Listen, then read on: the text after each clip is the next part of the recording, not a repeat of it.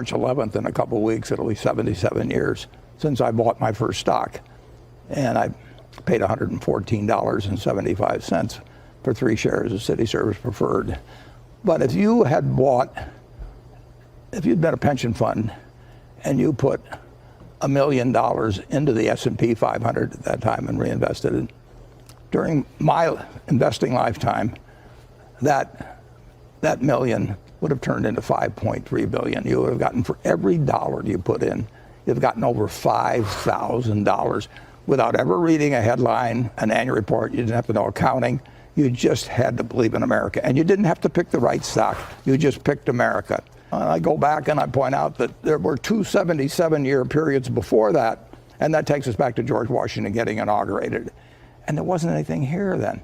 And now you have $108 trillion of household wealth in the United States.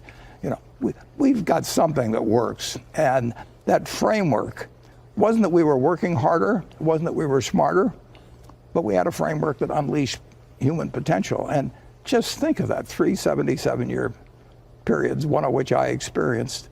And you couldn't help, but all you had to do was believe in America. That worked the last 77 years, but there's a question that came in, T29. This is from Scott Baker.